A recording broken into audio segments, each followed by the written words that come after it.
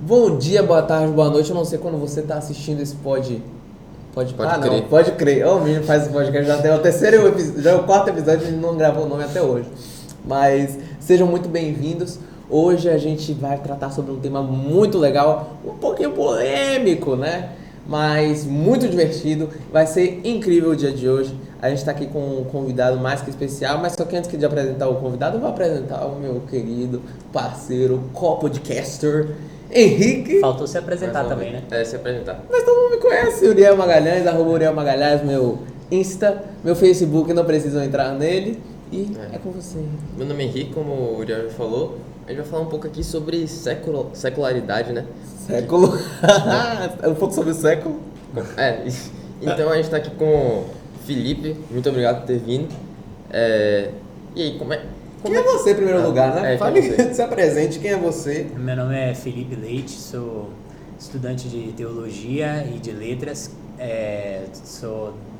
Ajudo o pastor Heraldo aqui com os Adolas, sou supervisor dos Adolas.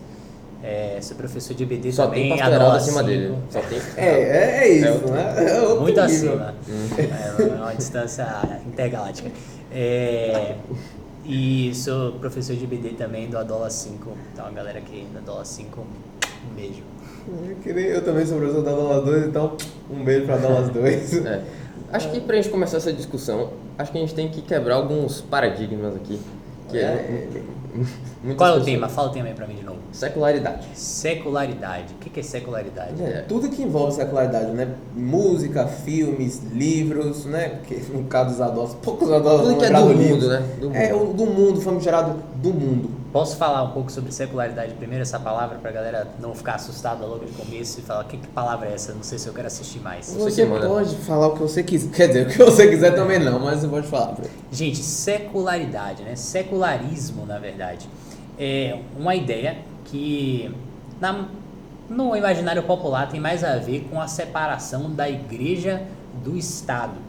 Vocês que estudam história sabem que na Idade Média a igreja e o Estado eram unidos, né? Era uma coisa só, praticamente. Não é que o Papa fosse o imperador, mas é que eles estavam andando lado a lado, porque todo imperador era católico, né? Todo rei era católico. Então, se o Papa mandava fazer alguma coisa, era o seu pastor mandando você fazer alguma coisa. Então, você tinha que fazer o que ele falasse para você fazer. Então, acontecia muito isso, desses poderes se misturarem. E aí a gente entra na Idade Moderna, em que essa relação começa a se dissolver.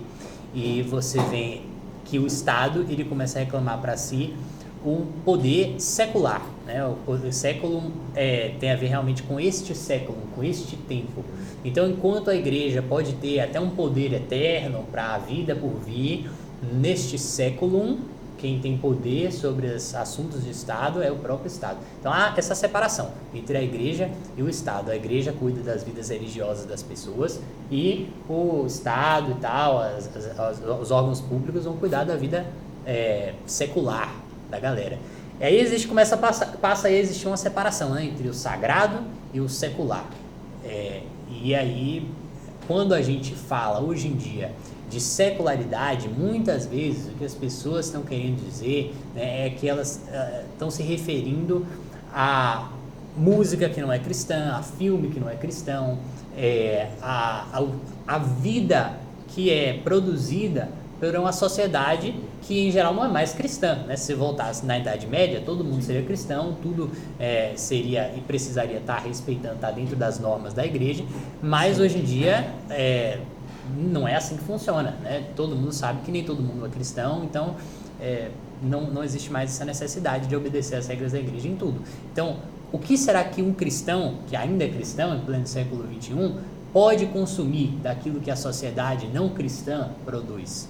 Será que ele pode consumir todos os filmes, todas as músicas? Será que ele pode pensar do mesmo jeito, né? Estudar nas mesmas faculdades e tal? Aí a gente entra naquela coisa de como é que uma árvore ruim pode gerar frutos bons, né? Então, como é que uma coisa que vem do mundo pode ser boa? Boa pergunta.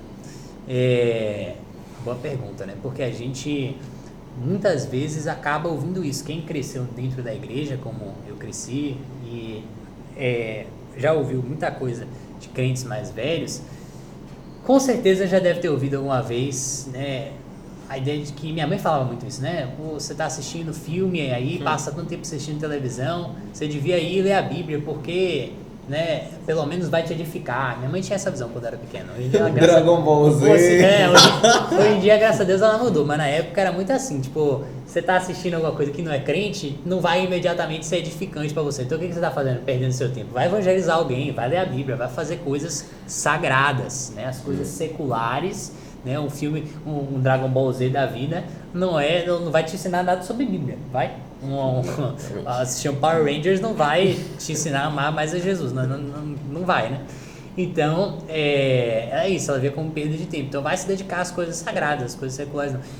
Mas aí o problema fica ainda mais embaixo quando você para pra perguntar, não só vai ser útil, mas assim, não vai ser prejudicial, porque na verdade, como você falou, né, muita gente vai dizer até que essa galera que não é crente, né, não ama Jesus, não serve a ele, vai ser capaz de produzir alguma coisa que seja boa?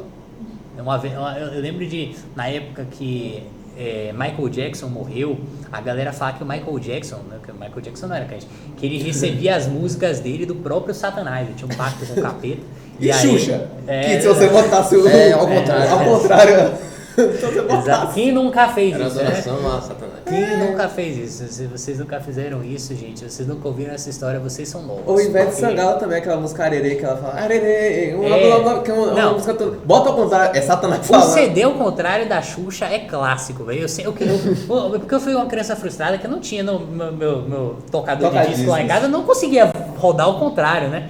Mas que eu já botei no YouTube pra tentar descobrir o que tinha. Ragatanga. Ai, meu Deus. Poucos vão entender essas referências. Não, vocês que são novos, vocês têm muita sorte de não terem tido que lidar com isso. Mas a galera falava isso, que o Michael Jackson, ele tinha um pacto com o capeta e que as músicas dele ele recebia do próprio Satanás em alguma sala que ele tinha lá naquela mansão gigante, né, a mansão gigante dele. Por quê? Porque as pessoas tinham alguma prova de que ele recebeu do Satanás a música, a letra tinha alguma coisa que falava, né, que deixava claro que era do Satanás? Não, é porque simplesmente havia essa apreensão nas pessoas de que se alguém que não é crente está fazendo conteúdo que crentes estão consumindo, esses crentes precisam parar imediatamente de consumir essas coisas, porque alguém que não é uma árvore boa, não é uma árvore, ou seja, uma pessoa que tem um compromisso com Jesus, jamais vai conseguir produzir frutos bons. Mas será que é isso mesmo que a Bíblia diz? Eu não penso que é assim.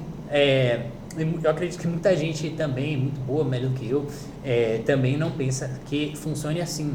Existe algo que a Bíblia fala sobre os incrédulos, que a teologia apelidou de graça comum, que é o quê? Todo mundo sabe o que é a graça, né? A graça é o poder que Deus opera em nós, mesmo que a gente não mereça nem seja digno disso, nós, eu digo, nós crentes, para que a gente consiga fazer coisas boas, para que a gente receba Cristo no nosso coração, para que a gente pratique boas obras, para que a gente se torne, né, pessoas mais parecidas com Jesus, para que a gente seja santificado. Mas essa é a graça especial, essa é a graça salvífica, essa é a graça que Deus opera nos crentes. Mas existe uma graça que é comum a crentes e a não crentes. Como assim, Felipe? Existe uma graça que ela opera em nós, mas também opera no não cristão. Mas Felipe, como assim? Eu achei que a graça era só para cristãos. A graça salvífica, a graça que salva. Mas se o não cristão não pudesse receber algum tipo de operação da graça, ele não seria capaz de fazer nada bom, nunca. E todo mundo sabe que não crentes fazem coisas boas de vez em quando, né? Quando não fazem mais do que os próprios crentes. Que é uma coisa certamente possível. Então, por que isso acontece? Jesus diz lá em Mateus, né, no Sermão da Montanha, que Deus faz chover, né, cair a chuva sobre os bons e sobre os maus. Que Deus faz nascer o sol sobre os justos e sobre os injustos. Assim também Deus faz com que tanto justos quanto injustos sejam eventualmente capazes de fazer coisas boas, de escrever uma música legal, de fazer um poema legal, de estudar a natureza e praticar boa ciência, de fazer celulares que a gente usa. Imagina, se o celular for produzido por um não crente, significa que eu não posso usar o celular agora? Valeu, Steve Jobs. Valeu, Steve Jobs, exatamente. Então, com certeza aí, Steve Jobs teve a capacidade de produzir um smartphone porque a graça comum estava operando dentro dele, senão ele não conseguiria. E eu estava tentando aqui procurar até capítulo que eu acho que é no Sermão do Monte também, né? Que Jesus fala da árvore ruim, do fruto ruim. A gente aprende sobre isso, né? Que como uma árvore... que a gente conhece a árvore pelos seus frutos, né? Que a árvore boa dá frutos bons e a árvore ruim dá frutos ruins. Não tem como a árvore boa dar frutos ruins e vice-versa, né? E a árvore que dá frutos ruins será cortada e lançada no fogo, né? Sim. Então, como é que, como a gente tinha até conversado, como é que esse capítulo da Bíblia, esse versículo, né, se aplica nessa teologia praticamente? Sim. A gente não pode pegar um versículo da Bíblia isoladamente e achar que ele explica todas as coisas, né? E a gente precisa contrabalancear ele com a realidade e precisa contrabalancear ele com outros versículos da Bíblia. Por quê? Porque senão você vai, por exemplo, dizer que todo filho de crente é crente. Porque tem um provérbio que fala que você deve ensinar a criança o caminho que ela deve andar, ela nunca vai se desviar dele. Então você não tem filho de crente que se desvia. Claro que não, claro que você tem. Né? Senão você precisaria... Exatamente. Senão você precisaria dizer que sempre que você faz coisas boas voltam para você. Por quê? Porque a Bíblia fala para você, né, que é aquele que planta, né, que semeia, ele vai receber com fartura. Então todo mundo que paga o dízimo, por exemplo, vai ser muito rico. Lógico que não. Né? Existem passagens bíblicas que elas são a regra geral para as coisas, mas que elas precisam ser lidas à luz da realidade, de que muitas vezes pessoas que são cristãs não vão produzir frutos tão bons assim. Se uma árvore boa sempre, em todos os momentos, produzisse só frutos bons, significa que eu não sou crente, porque eu faço muita besteira. Essa semana eu já fiz algumas coisas de que eu me arrependo profundamente. Então, eu vou precisar questionar minha salvação toda vez que eu peco? Lógico que não. Assim também eu sei que uma pessoa que não é cristã pode eventualmente produzir bons frutos. Eu estava falando agora sobre a graça comum. O que essa graça comum faz é que mesmo os incrédulos, não cristãos, sejam capazes de praticar coisas boas. Eles sabem, Felipe, que eles estão praticando coisas boas porque Deus está operando essa graça neles. Eles estão fazendo coisas boas. Então, por exemplo, quando você, por exemplo, vê que na Bíblia, Salomão, que foi o autor de muitos dos provérbios de Salomão, ele coleta também provérbios que não foram escritos por ele, mas foram escritos por pagãos, pessoas que não conheciam a Deus, né, como é o caso de Agur, e outros sábios egípcios, de quem Salomão também coleta provérbios lá dentro do seu livro, pessoas que não conheciam a Deus. Então, quando Salomão fez isso, ele achava que essas pessoas precisavam ser crentes? É claro que não, é claro que ele sabia que eles eram pagãos, mas isso não impediu Salomão de coletar os seus provérbios, de colocá-los na escritura. Por quê? Porque ele sabia que Deus poderia produzir coisas boas em pessoas ruins, mesmo que elas não soubessem que era Deus que estava fazendo isso com elas. Paulo, quando ele vai pregar os atenienses em Atos 17, ele usa textos de poetas, de autores gregos, de pessoas que não conheciam a Deus, mas Paulo usa em uma pregação, porque ele sabe que não é tudo que o não crente fala que é mentira, que é errado. E, pelo amor de Deus, a gente não precisa nem ter essa conversa aqui, porque todo mundo sabe disso no fundo, entende? É isso. Minha EBD, inclusive, sabe, né, que Nabucodonosor foi, inclusive, usado por Deus, né, para destruir algumas nações, para trazer a justiça, né?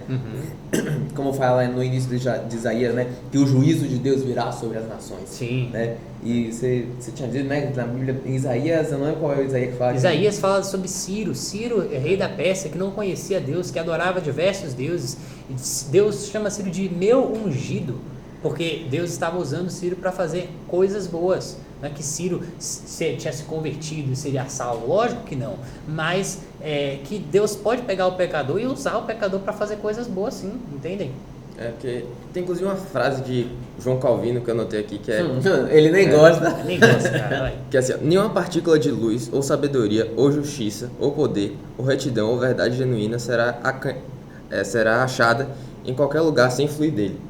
Então, se há algum valor, tem aquele versículo também, né, que Paulo fala que se há alguma coisa de boa fama, sim, isso é tudo que é excelente, digno de louvor e tal, pensem nessas coisas, com certeza. E isso é uma verdade muito antiga dentro da igreja, né, dentro da história da igreja.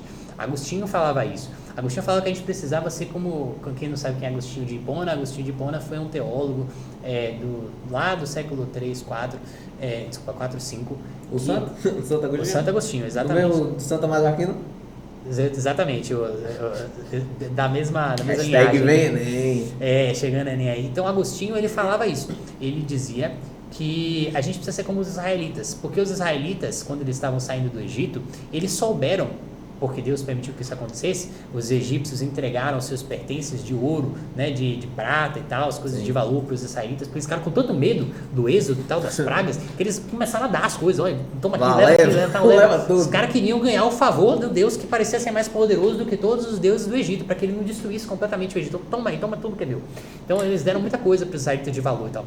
E Agostinho fala, eles souberam pegar essas coisas. A gente precisa também fazer espólio do ouro dos egípcios, Agostinho queria dizer. Então a gente precisa pegar aquilo que é bom sobre as produções seculares. E Agostinho vivia numa época, né, em que havia ainda muito paganismo dentro de Roma, né, dentro do mundo romano, e ele fala, a gente precisa saber pegar o que é bom dos pagãos, assim como Israel soube pegar aquilo que era bom dos egípcios. Então, por exemplo, se era colar, se era brinco de ouro que os egípcios estavam dando, certamente os israelitas usariam aqueles brincos, vestiriam aqueles colares, né? Roupas egípcias fariam algum mal a eles? Não, porque eles tinham critérios para saber que roupas eles poderiam pegar, mas um bezerro de ouro você não pega, ou se você pega, você derrete e usa o ouro para fazer alguma outra coisa, né?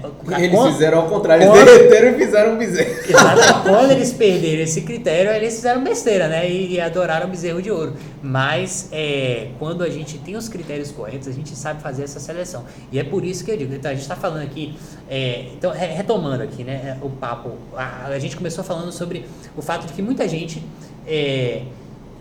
tem medo das coisas seculares, tem medo daquilo que não é produzido por crentes, de músicas que não são cristãs, de roupa, enfim, filmes que não são cristãos, produções que não são cristãs. E o que a gente está percebendo aqui é o seguinte, não é só porque não é cristão que de imediato você tem que falar não é bom. Tem coisas que não são cristãs e são boas, mas não esqueçamos que a árvore ruim, ela costuma produzir frutos ruins, sim. Então é preciso ter critérios para eu conseguir separar as coisas que, pela graça, essas árvores ruins produzem dos frutos que são passíveis de serem aproveitados. Entendeu? Que critérios você precisa? Conseguir esses critérios das escrituras, no conhecimento do Evangelho e no conhecimento de Deus. Eu ia perguntar quais são esses critérios, né? Porque a gente vê que a gente tem filmes que tem várias coisas assim, por exemplo, tem um filme que tem uma cena de sexo. Então para. Momento polêmica. Olha, eu tô falando aqui, tô sendo gravado. eu realmente, sinceramente, tenho medo do que pode acontecer com o que eu disse. A partir de hoje, o nosso podcast vai ter clipes do podcast. Eu prometo isso pra você, a nossa produção vai fazer isso. Vai ter, né? Seria bom talvez mostrar pro pastor Marcos, se ele não gostar a gente exclui. Mas antes de a gente falar desse assunto, né, como isso aqui é um podcast, né, eu vou te pedir que a nossa produção traga água, pelo amor de Deus. Verdade. Porque eu não aguento não ficar sem água nesse podcast durante esse tempo todo. Fala, Deus. Naquele copinho daquela marca que a gente não pode falar não, porque não nos patrocina, por favor. Mas enquanto ele tá buscando a água pra Um gente. filme que tem uma cena de sexo, um filme que tem violência. Qual é o critério que a gente tem que usar para saber se a gente pode ver isso ou não? Boa. Então, vamos lá de novo. Essas coisas aqui são minha opinião. Eu estou estudando, estou crescendo, então pode ser que muitas coisas eu repense no futuro. Mas Ele tá se guardando, é óbvio. Dando uma apaziguada. Mas, assim, eu, honestamente, com toda a sinceridade que eu tenho e com todo o esforço que eu tenho empreendido em estudar a teologia, estudar a Bíblia, é isso que eu penso. É o seguinte, não é só porque um filme tem uma cena de sexo, uma cena de violência, pessoas usando drogas, que necessariamente aquilo não é algo bom. Não é um filme bom, não é um filme que deve ser assistido. Por quê? Porque a Bíblia tem todas essas coisas. Não tem drogas, mas tem o restante todo. Tem violência, tem sexo, tem incesto, tem... É só ver o casamento de Davi com Batseba que você vai ver.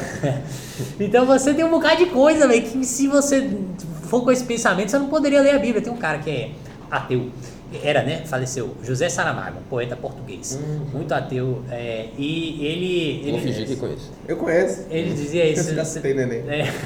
Ele dizia isso, né, que ele falava, você não pode deixar nenhuma criança ler a Bíblia, porque só tem coisas obscenas, só tem incesto, só tem violência, tem morte de pessoas, sacrifício de seres humanos. Não deixem seus filhos ler isso de maneira nenhuma. Então, se for por esse argumento, a gente vai ter que concordar com o Saramago, falar que a Bíblia não deve ser lida.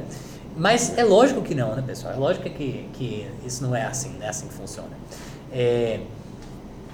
Olha aí, a produção não mostra a massa, porque eles não estão patrocinando a gente.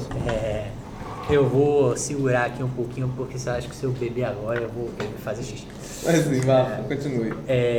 Então, eu diria que tem 3 critérios que a gente precisa usar quando a gente está falando de filmes, quando a gente está falando de músicas, enfim, coisas que tem letra, né?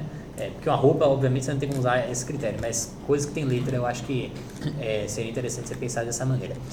Então, primeiro critério, qual é a história?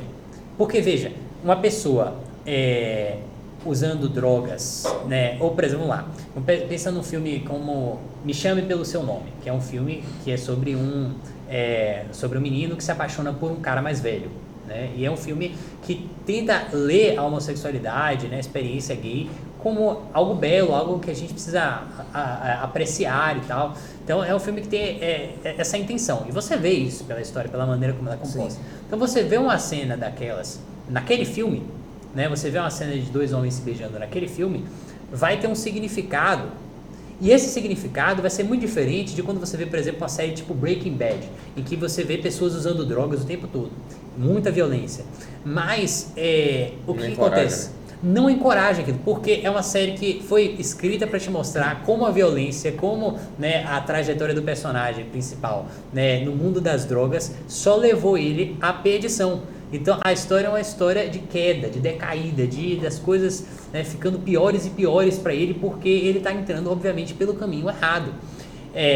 Quando você vê a cena do adultério de Davi com Batseba, do assassinato de Urias, isso não é algo que você deva evitar ler, porque quando colocado no contexto da história geral, você vê que isso não é para ser encorajado de maneira nenhuma, porque Davi, ele entra naquela relação por causa do pecado dele, e aquilo é algo que vai acabar com a vida dele, vai destruir o futuro dele, com certeza. Então, como é que aquela cena está sendo retratada? Né? Como é que aquela cena está sendo retratada? É a história geral em que ela se enquadra. Então, não é só porque um filme ele tem uma cena de violência, porque ele tem uma cena de alguém fazendo alguma coisa de errado, um palavrão, que você vai falar, não se assiste esse tipo de filme. Tem que ver a história que ele está. Segundo critério, então eu falei, primeiro, você tem que observar a história, o que a história está fazendo com você. Segundo critério,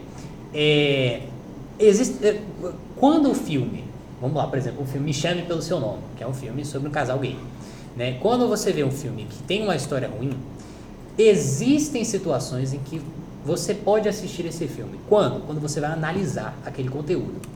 Por exemplo, quando você já entra com um pé atrás, né? Sim. Quando você vai analisar... Quando você entra friamente, você não entra pra, tipo assim, não é um filme pra você se deliciar com o vídeo, de entender, é um filme pra você parar friamente, frio flamenguista, e analisar o filme, ver e entender as coisas que estão acontecendo. Exatamente. Então, por exemplo, quando a gente estava fazendo o CTV, né, tinha uma matéria com o pastor Álvaro em que a gente estudava sobre seitas e religiões. Exatamente. Então a gente estudava essas religiões e às vezes a gente lia, né, documentos dessas religiões, o que elas pensavam e tal. Você precisa estudar, afinal de contas, o mundo com que a gente lida. É preciso saber o que o pessoal aí fora está pregando, porque senão não vou ter como pregar. Paulo, quando ele foi pregar para os atenienses, de novo citando Paulo aqui, quando ele foi pregar lá para os atenienses, ele soube pregar para os atenienses porque ele conhecia os autores gregos, pagãos, né? E é lógico, Paulo soube tirar dali as coisas boas que tinha para tirar, mas para Paulo saber as coisas boas, ele teve que ler muita coisa ruim. Uhum. É lógico, Paulo não tinha como saber, ele não tinha um dom de presciência em que ele sabia exatamente quais eram as partes dos poetas gregos que ele leu que seriam boas. Então ele só foi para aquela parte. Claro que não. Até porque muitas vezes para você encontrar aquela parte você precisa ler o todo para você entender como é que aquela parte boa, de novo, está na história, como ela se encaixa na história e tal. Então Paulo teria que ler tudo.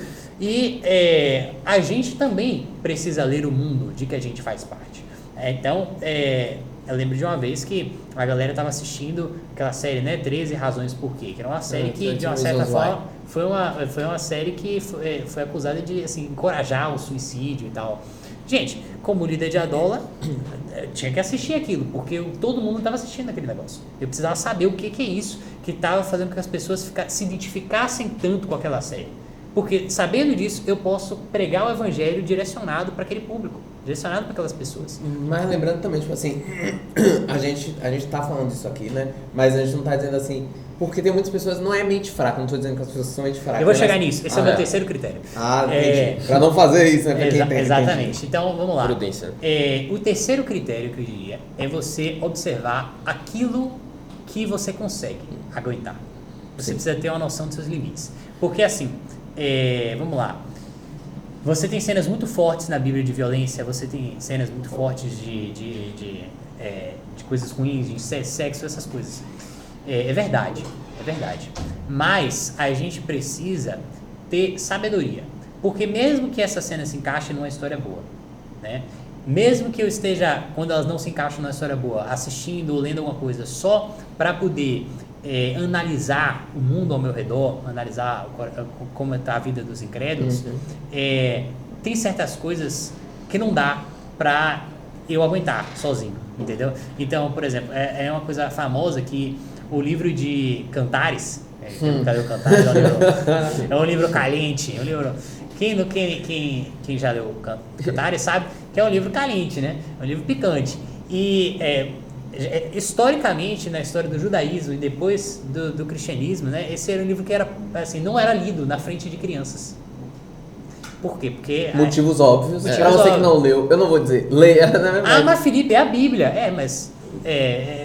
isso, apesar de ser a Bíblia, e o que faz com que, com certeza, a história em que essas cenas se enquadram sejam, enfim, façam delas cenas boas e proveitosas, tem gente que não aguenta, tem gente que não está preparada para ver isso. Se a gente tem que ter critério até na Bíblia, imagine exatamente. Todo mundo. Então, com as coisas do mundo, exatamente. Não estou aqui defendendo que eles estavam certos quando não deixavam que as crianças ouvissem Cantares. Eu acho que é uma questão a ser debatida, talvez.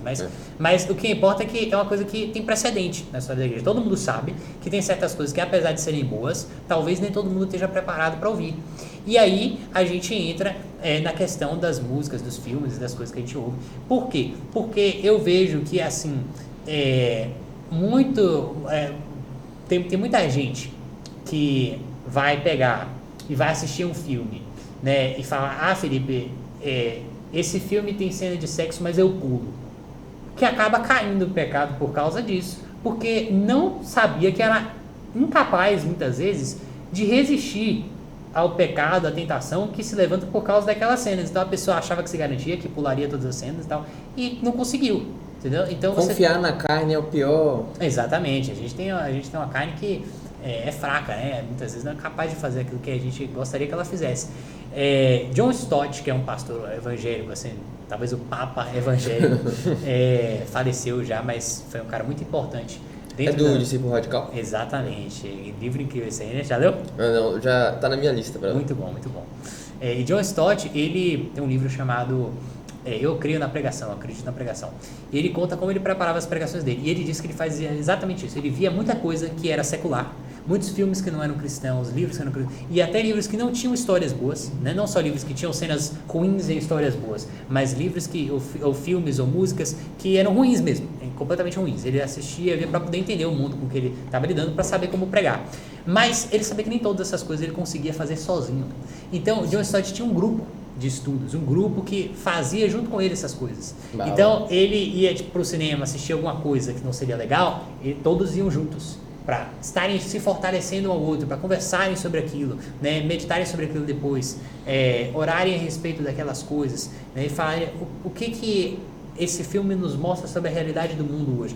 É algo que já é um grande freio aí para a tentação, para, enfim, a susceptibilidade a ser enganado por ensinos falsos. Porque você está com uma galera ali que vai te ajudar a pensar sobre aquilo melhor, mais imparcialmente.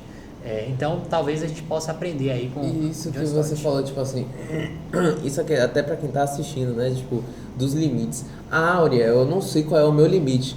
então não teste também. É verdade. Se você não sabe qual é o seu limite, é melhor você não testar. Sim. Porque a gente acaba aprendendo com a vida, né? A gente acaba aprendendo ao decorrer do nosso tempo, ao decorrer da nossa idade, passando o tempo, a gente aprende quais são os nossos limites, né? Sim. Mas se eu não sei agora, é porque eu não sei mesmo, mas Sim. eu vou aprender. Sim. Então, não tente aprender, tipo assim, não tente aprender empurrando, né? Sim. Empurrando com o corpo. Não, Sim. deixe, entre aspas, a seleção natural deixar você aprender isso, entende? Sim. Deixe o tempo te guiar nisso. Sim. Porque senão você vai acabar caindo no pecado. Sim. E isso é fato, né? Como a gente falou, a carne é fraca. Então, você tentar lutar contra a carne, você tem que fortalecer o seu espírito. Então, você fortalecendo o espírito não é lugar para você abrir uma brecha para a carne. Exatamente, é o que Paulo fala, né, sobre os pecados de consciência. São aquelas coisas que você, a sua consciência te acusa. Você tem que ter muito cuidado com essas coisas, porque se você não está fazendo alguma coisa pela fé, se você está fazendo alguma coisa com dúvidas, né, você está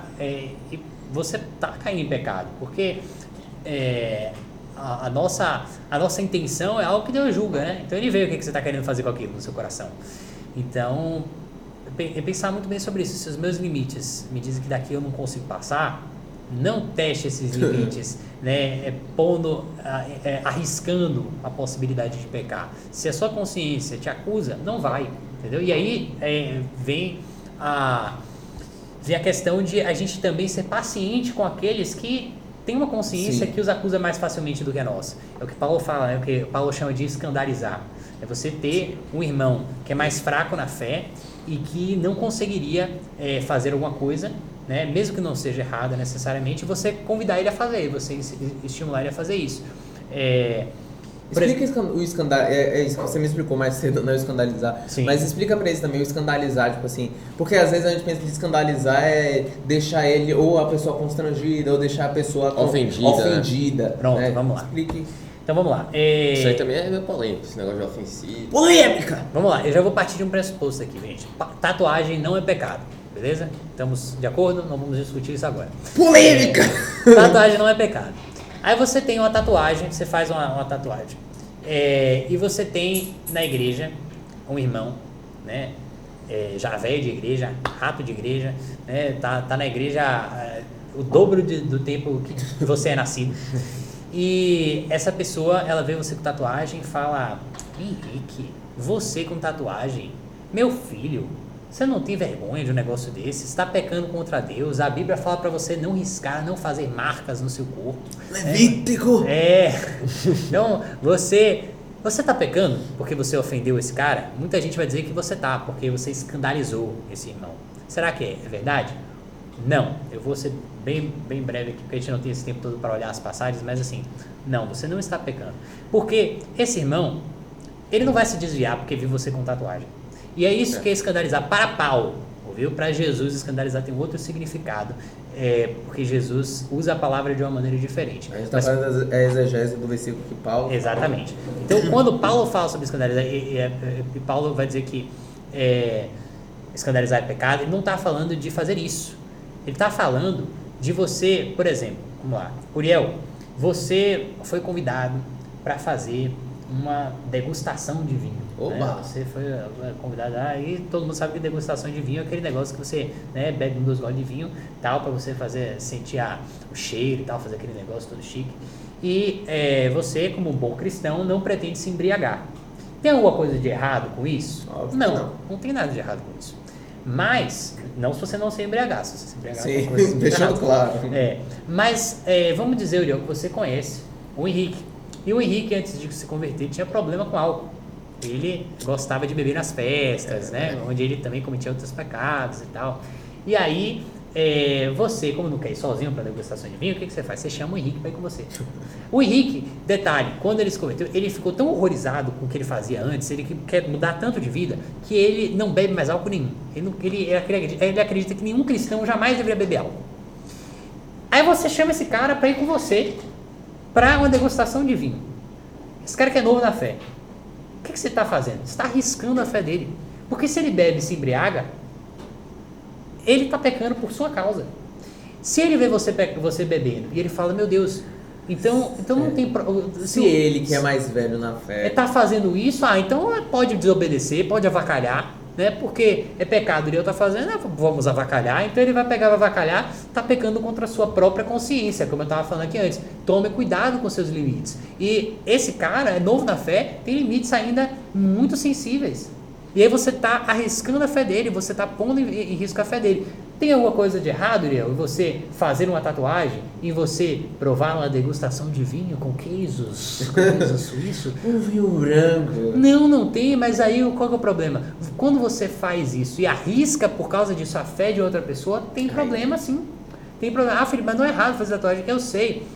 Mas se você sabe que tem algum irmão seu que vai ter a sua fé prejudicada por causa disso, usa uma blusa de manga comprida, velho. Usa uma blusa de manga comprida para as pessoas não verem. Você vai tocar no louvor, você sabe que tem novos convertidos que poderiam, né, ter algum problema com isso. Usa a blusa de manga comprida.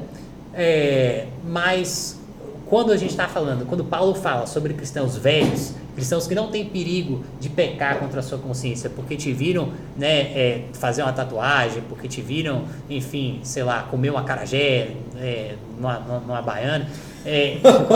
Quando você tá com esses caras, aí Paulo falou, se você já vier na fé, respeita o cara que faz a tatuagem, respeita o cara que come carne, respeita o cara que comeu a acarajé lá, e você que come carne, você que fez a tatuagem, respeite o cara que não faz, que não come acarajé. Então é isso.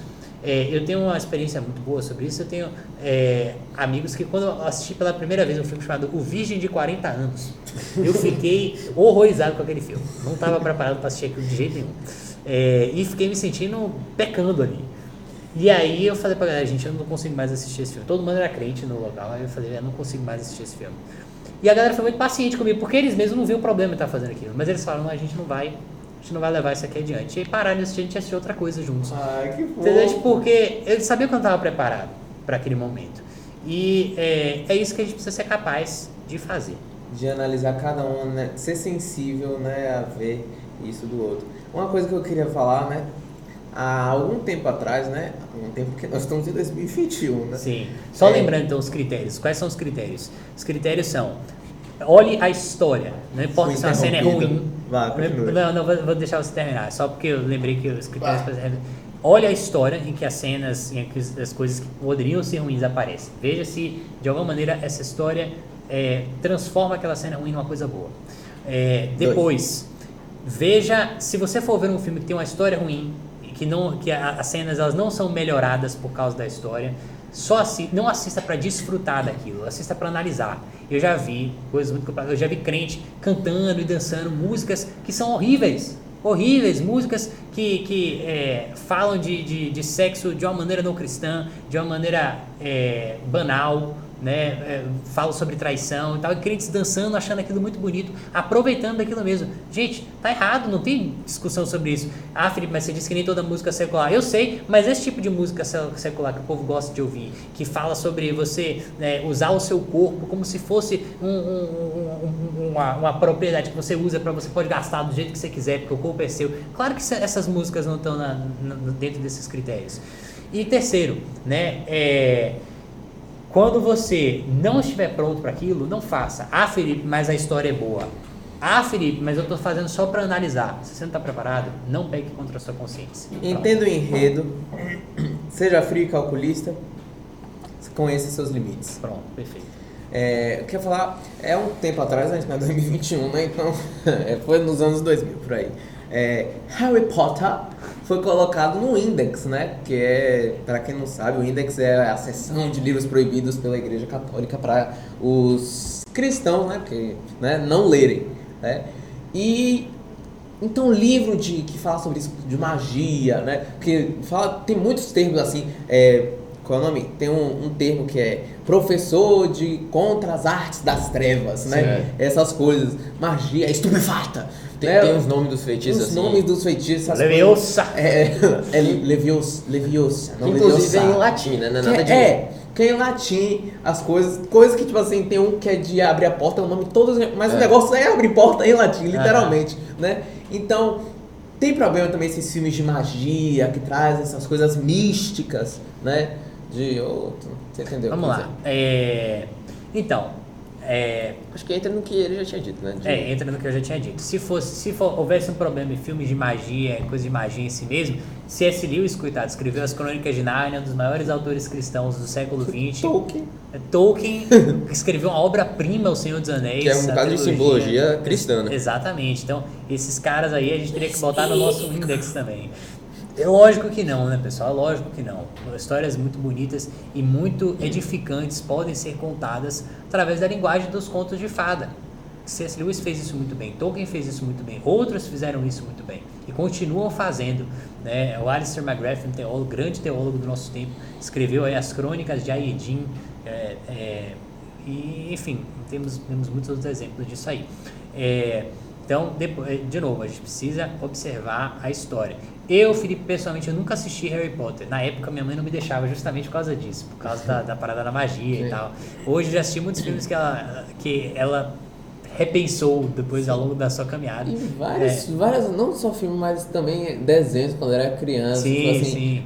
Caverna do Dragão. Exatamente. Dragon Ball Z, essas coisas tudo que envolvia, né? Sim. Eu já tive a oportunidade de rever algumas dessas coisas. Odin! Mas Harry Potter eu ainda não cheguei a rever para poder tirar as minhas próprias conclusões. Então leve o que eu tô falando aqui com uma pitada de sal, porque eu nunca assisti o Harry Potter, não sei exatamente como é que eles usam a magia nesse filme. Mas, de novo, não é só porque tem um mago, não é só porque tem um feiticeiro na história que, nossa, imediatamente eu não vou assistir. Isso aí leva até uma questão interessante. Por quê? Porque, por exemplo, você conhece alguma bruxa que anda de vassoura mágica por aí? Não. Sim ou não? Você conhece algum mago que trabalha com poderes das trevas, magia negra? Não, né? É um risco para alguém assistir Harry Potter e virar um feiticeiro? Não. Alguém vai querer virar um feiticeiro por causa de Harry Potter? Não. Primeiro porque não vai sair feitiço da varinha, já vou falando previamente. É muito improvável que isso aconteça. Eu já fui para um lugar na Inglaterra em que realmente existe uma cultura de bruxaria. Existia cultura de bruxaria. Eu fui subir numa montanha para orar e que tinha vassouras mágicas. Então, era um lugar em que a bruxaria era um pecado possível, entende? Mas, por exemplo, aqui não é.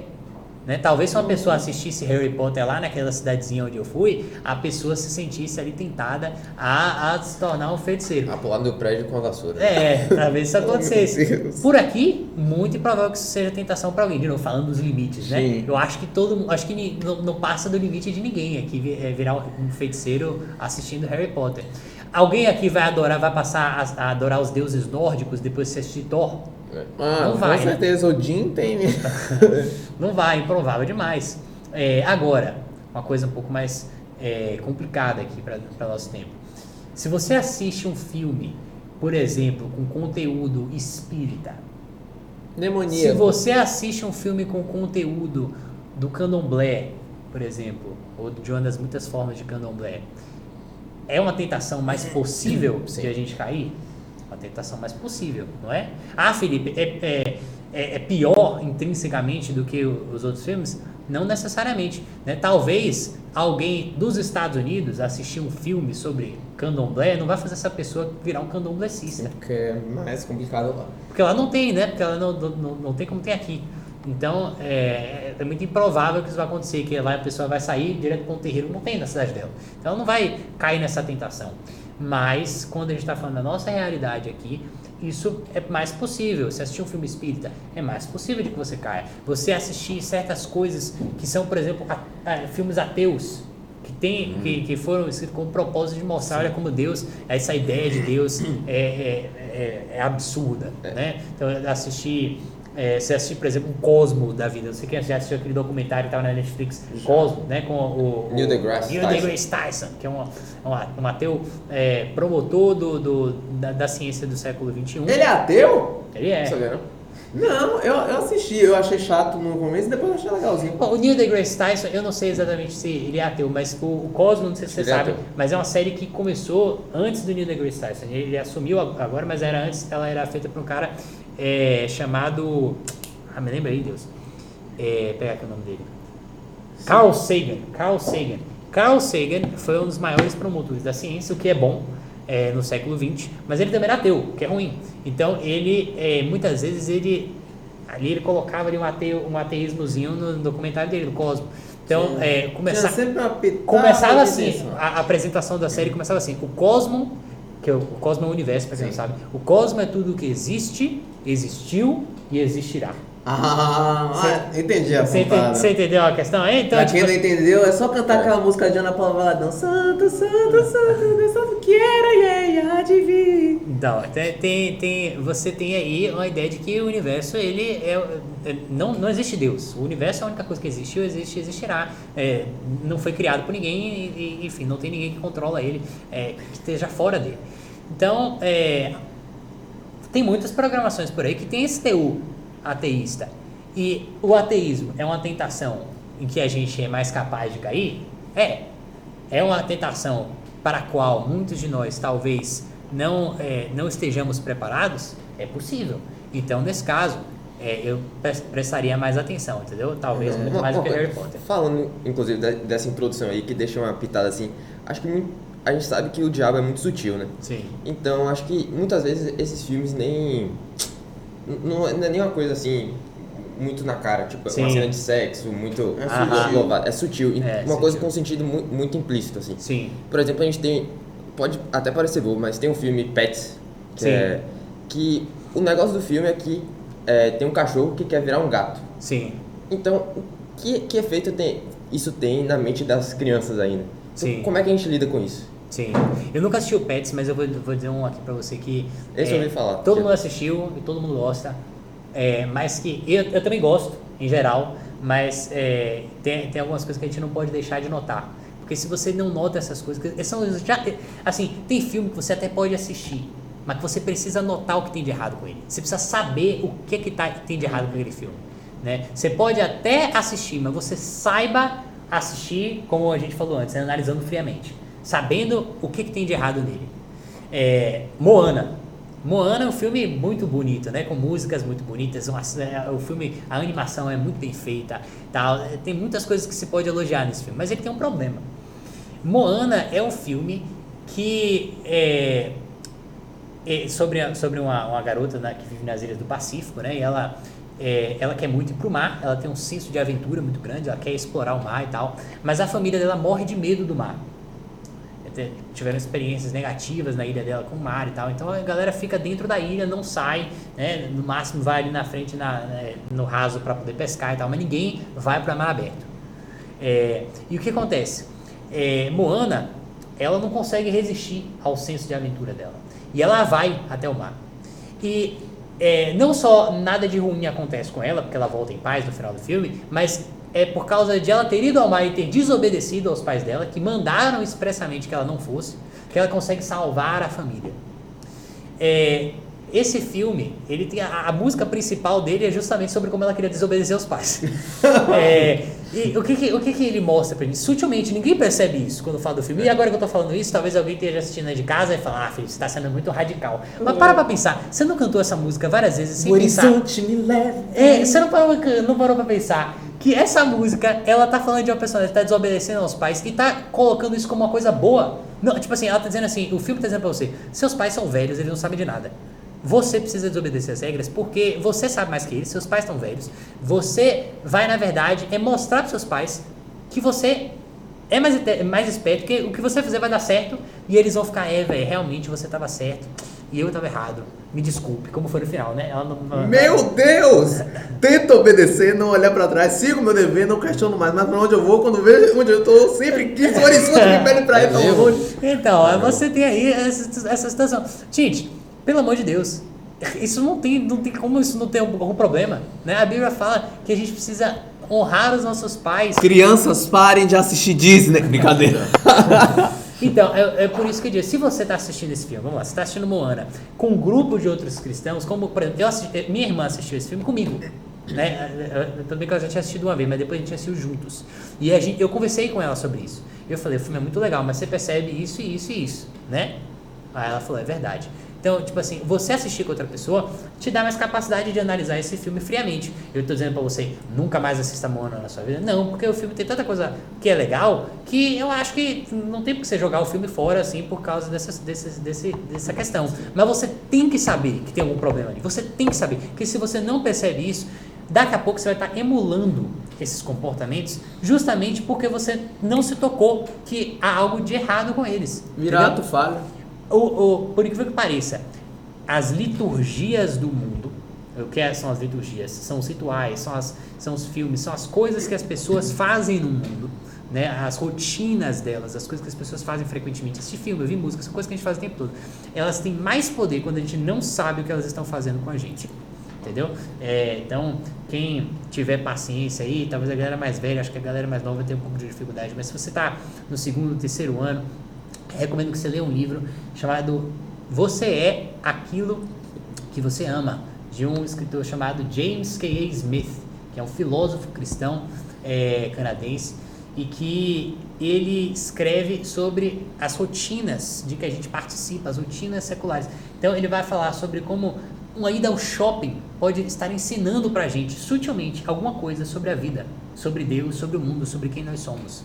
E você não sabe, mas se você não percebe isso, você pode estar sendo ensinado coisas que são contrárias ao evangelho, porque você não estava atento. Se você soubesse, você iria pro shopping e sairia tranquilamente. Mas como você não sabe, você está ali sendo influenciado sem saber. Agora, antes que Thales me mate, para vocês que não estão vendo, Thales levantou ele fez uma bandeirinha para me dizer qual é o horário de acabar. Né? A última pergunta, antes que a produção me mate, que fala de música, né? Que você tocou no assunto aí da música, né?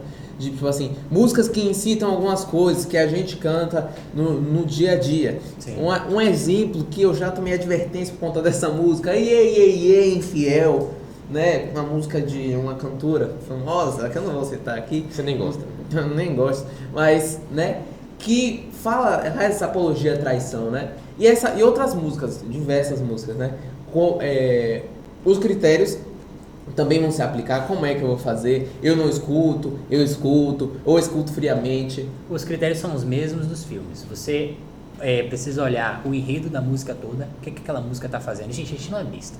Para com isso, não vamos ser besta, certo? Então, você, por exemplo, uma vez eu tive que conversar com a Dola, porque ela estava ouvindo uma música, mas a gente tinha intimidade para isso.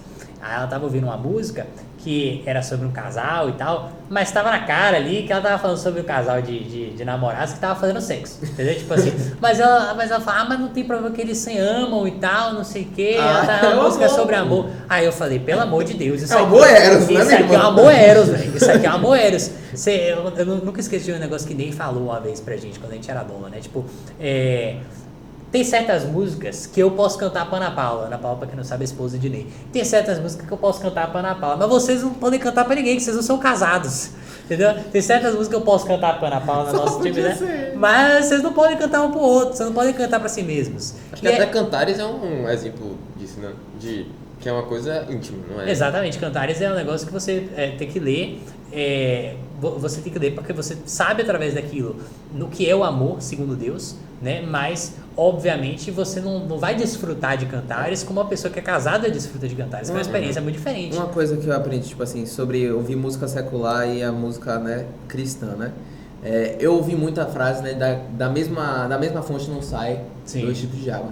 Mas eu também ouvi assim, você vai dar mais tempo para as músicas do Senhor, né? Ou mais tempo para as músicas seculares. Pronto, né? Isso é muito importante, beleza. E a gente falou sobre os 3 critérios, mas eu ainda diria que você me trouxe aí um outro critério, um 4º critério, que ele é circunstancial, né? Assim, não mas ele é importante. O tempo que você dedica às coisas, certo? Então vamos dizer, beleza, eu estou seguindo os 3 critérios. Eu não estou vendo nada que passe do meu limite.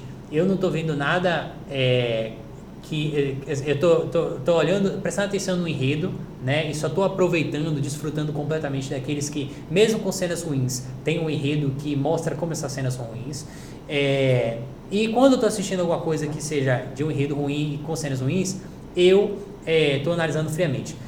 Mas se, meu amigo, você não passa tempo nenhum fazendo, desfrutando das coisas de Deus, né? Se você não passa tempo nenhum, né, ouvindo, lendo a Bíblia, por exemplo, você vai ter problemas sérios. Por quê? Porque a gente falou no começo sobre os critérios que você precisa ter para julgar as coisas. Como é que o israelita ele vai saber que o colar de ouro do egípcio pode e o bezerro de ouro ele precisa derreter e fazer colar? Ele não vai saber se ele não tiver conhecimento da lei de Deus. Então a gente precisa conhecer a Escritura, a gente precisa ler a Bíblia, que é uma coisa que muito adólatra não faz. A gente precisa fazer isso. Senão, não tem como você poder dizer para mim, Felipe, mas eu estou seguindo todos os 3 critérios. Como é que você sabe, ô cara pálida, que você está seguindo os 3 critérios? Você não sabe mais o que é uma história boa, o que não é uma história boa. Você não sabe mais o que é o seu limite, o que não é o seu limite, porque você não sabe mais o que é pecado e o que não é. Se tornou aquilo. Exatamente.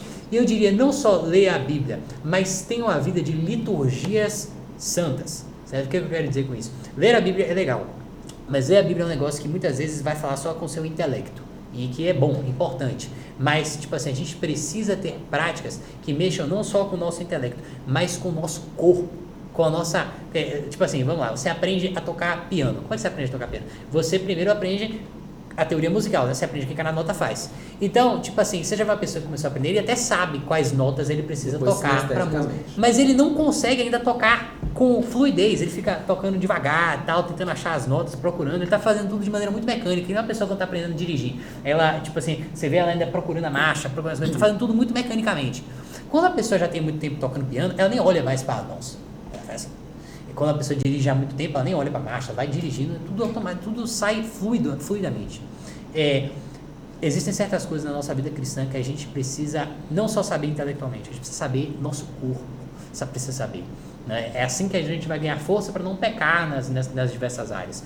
Então, você lê a Bíblia vai te ensinar no intelecto, mas você precisa de práticas que treinem o seu corpo a viver de maneira santa.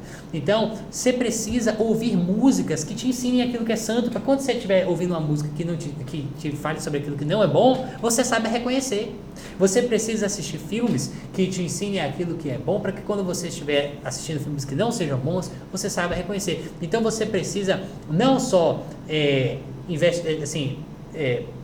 tomar cuidado com os filmes,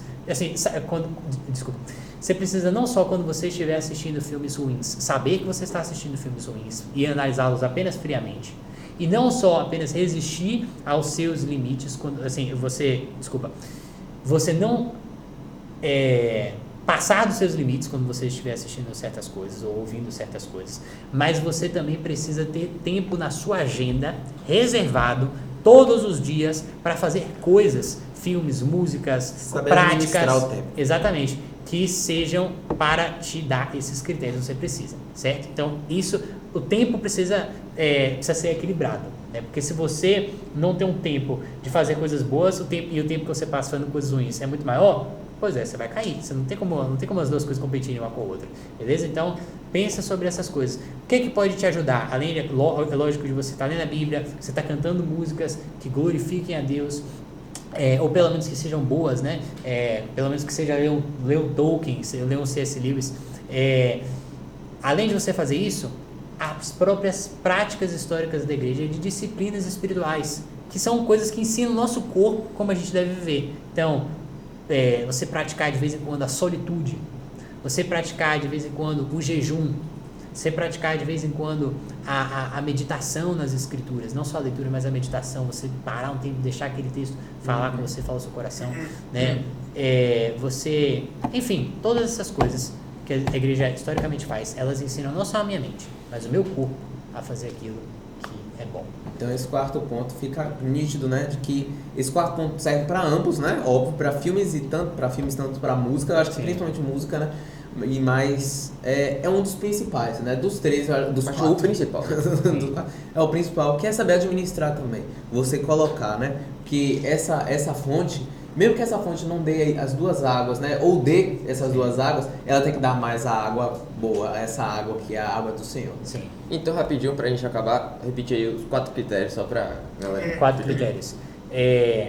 Olhe o enredo. Como é que aquela cena, aquela coisa, se você encontrou alguma coisa que poderia ser ruim naquele filme, se encaixa dentro do enredo. O enredo mostra a verdade sobre aquela cena. Se mostrar que ela é ruim, então beleza. Se você estiver assistindo um filme que tem um enredo ruim, ouvindo uma música que tem um enredo ruim, você precisa garantir que você está fazendo isso friamente, apenas para analisar, não está desfrutando daquele negócio. Você está estudando porque você precisa conhecer o mundo. 3. Mas saiba que você não pode passar dos seus limites. Então, se você percebe que você fazer aquilo sozinho vai ser além dos seus limites, chame outras pessoas para te ajudarem a lidar com aquilo. Ou se não, mesmo com outras pessoas, você não conseguir resistir aos seus limites, como eu não conseguia resistir assistindo aquele filme. Não assista. Não pegue contra a sua consciência. Último critério, equilibre o tempo, porque você precisa ter tempos reservados na sua rotina para você fazer coisas que vão ser as coisas que vão ensinar ao seu corpo o que é o bom critério, o que é aquilo que você pode assistir, o que é aquilo que você não pode assistir, o que é que o seu limite aguenta, o que é que não aguenta. Então, tenha tempo reservado para fazer coisas que são boas. Não deixe de ter esse tempo sempre. Então, queria agradecer ao nosso convidado de hoje, o Uriel, acho que o papo foi muito bom. Tem algum aviso aí pra dar? Vai ter semana que vem, O2, NID, tudo que já sabe. Então, dia 25 com o Moresto é para jovens e adolescentes ou só jovens? Jovens e adolescentes, dia 25 não. Eita, é pra cá mesmo. Semana que vem já, né? É semana que vem? É semana que vem! É semana que vem, então você não pode perder, não perca a data de inscrição. Então é isso, gente.